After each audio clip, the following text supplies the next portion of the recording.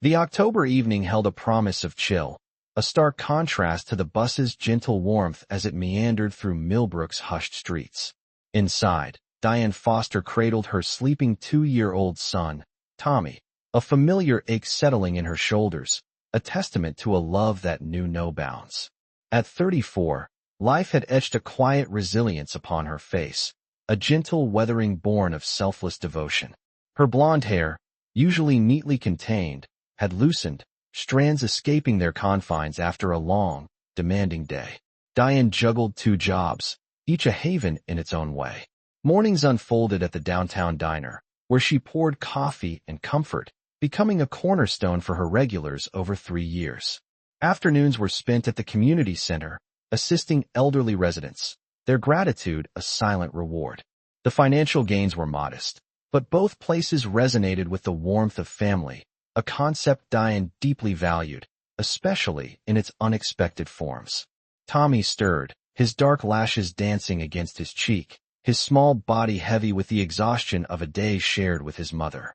A park visit squeezed between shifts, followed by time spent at Mrs. Henderson's, the 78-year-old widow who had unofficially adopted them.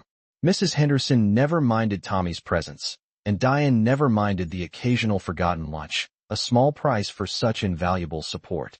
The bus lumbered onward, its progress marked by familiar corners and the faces of fellow commuters.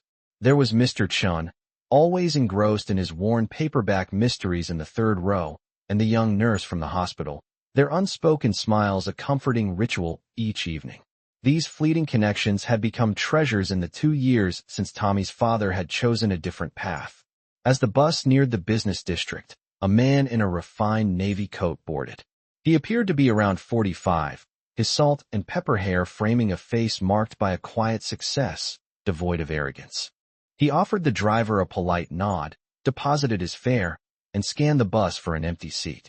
Finding the bus unusually crowded, his eyes settled on the space beside Diane, approaching with a courteous hesitation, mindful of disturbing a mother and her sleeping child. "Would it be all right if I sat here?" he asked, his voice a gentle murmur. Diane looked up, registering the kindness in his brown eyes and the consideration in his tone, careful not to rouse Tommy. "Of course," she replied, shifting slightly to accommodate him. He settled beside her with quiet grace, producing a tablet and what seemed to be business documents. Yet, instead of immersing himself in work, his gaze softened as he looked at Tommy, the sight of a sleeping child often eliciting a tenderness in even the most reserved individuals. "Beautiful boy," he remarked simply. "Thank you," Diane responded, a genuine smile momentarily eclipsing her weariness. "He's been such a trooper today. A long day for both of us." He nodded in understanding. "Those are the hardest kind, when you're exhausted but they're depending on you to keep going." A note of familiarity resonated in his words, hinting at his own experiences. Diane found herself relaxing, her shoulders releasing their perpetual tension. The gentle rhythm of the bus and its cozy atmosphere began to soothe, lulling Tommy into a deeper slumber, his small body completely surrendering to relaxation. Diane's own eyelids grew heavy, sleep beckoning after a day that had begun before dawn. She resisted for several stops, but eventually, her head began to nod. The stranger noticed her struggle and subtly adjusted his shoulder, offering a more comfortable resting place. When her head finally rested against him, he didn't flinch. Instead, he carefully shifted his posture to provide better support, returning to his reading with the quiet grace of someone who understood the value of rest.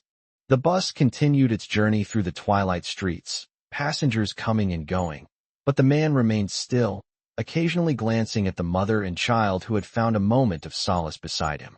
His business documents lay forgotten in his lap as he offered a silent comfort to 2 souls in need. Diane stirred as the bus slowed for her stop, lifting her head with a bewildered expression, the realization of her surroundings washing over her. Embarrassment flooded her cheeks. She had fallen asleep on a stranger's shoulder. "Oh my goodness," she whispered mortified. "I'm so sorry. I can't believe I—" "Please don't apologize," the man interrupted gently, his voice radiating a warmth that immediately eased her discomfort. "You are exhausted. I have a daughter myself. I know how hard it can be." Diane looked at him more intently now, seeing beyond her initial embarrassment to the genuine kindness in his eyes. "Thank you for not waking me. That was very thoughtful. Sometimes we all need someone to lean on," he replied simply. Diane gathered her belongings, preparing to wake Tommy.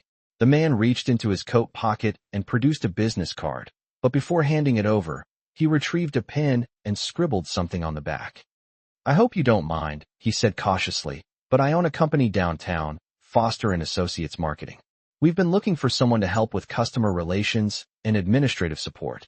The hours are flexible, and it offers better benefits than most places." He extended the card. "If you're interested, please call me. My direct number is on the back." Diane stared at the card, her eyes drawn to the name printed on it. Robert Foster, Chief Executive Officer. The coincidence of sharing a last name wasn't lost on her, but what resonated most was the genuine offer of help from someone who owed her nothing. "Mr. Foster," she began, "I don't know what to say." "You don't have to say anything right now," Robert replied. "Just think about it. I have a feeling you'd be exactly the kind of person we need, someone who understands what it means to take care of people." The bus came to a complete stop, signaling her arrival. She stood, carefully adjusting Tommy in her arms as the toddler began to stir. "Mama," Tommy mumbled, rubbing his eyes with small fists. "We're home, sweetheart," Diane said softly, turning back to Robert. "Thank you for everything, for letting me rest, and for this." She held up the business card. Robert smiled. "Take care of yourself, Diane, and call me if you'd like to talk about the position. I mean that." As Diane stepped off the bus with Tommy, she paused on the sidewalk, watching it disappear into the evening traffic. She glanced down at the business card in her hand, then at Tommy, now fully awake and observing his surroundings with wide-eyed wonder. "What do you think, little man?" she asked quietly. "Maybe things are looking up." Tommy pointed at a street light that had just flickered on in the growing darkness. "Pretty," he said, his vocabulary limited, but his sense of awe undiminished. "Yes," Diane agreed, tucking the business card safely into her purse. "Very pretty." 3 weeks later, Diane Foster sat in her new office at Foster & Associates Marketing, a space with a window overlooking the very street where the bus had carried her home that evening. She had called Robert Foster the day after their encounter, and the interview had felt more like a conversation between old friends than a formal assessment. The position was exactly what she had needed.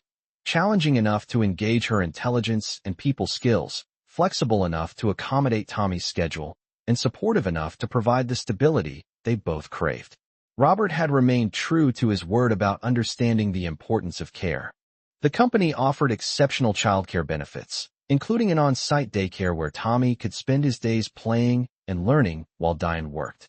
But perhaps more significant than the job itself was the lesson it had taught Diane about accepting kindness.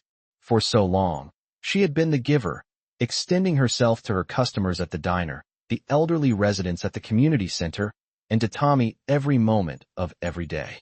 Learning to receive help, to trust in the generosity of others, had proven almost as valuable as the employment itself. On quiet afternoons, as Tommy napped in the daycare and her work was completed, Diane would gaze out her window at the bus stop below, recalling that evening when exhaustion had led her to rest her head on a stranger's shoulder. She had learned that sometimes the most profound moments in our lives arise not from grand gestures or dramatic transformations, but from simple acts of human kindness, a shoulder to lean on in times of need, a word of understanding during moments of struggle, or an opportunity extended without expectation of return. In a world that often seemed indifferent and rushed, Robert Foster had reminded her that there were still individuals who understood what truly mattered. The simple recognition that we all require assistance at times, and that providing it demands nothing, yet gives everything. And every evening, as Diane and Tommy rode the bus home together, now comfortably seated with their day behind them rather than endlessly ahead, she carried with her the quiet contentment of knowing that kindness, once received, possesses the remarkable ability to multiply itself throughout the world.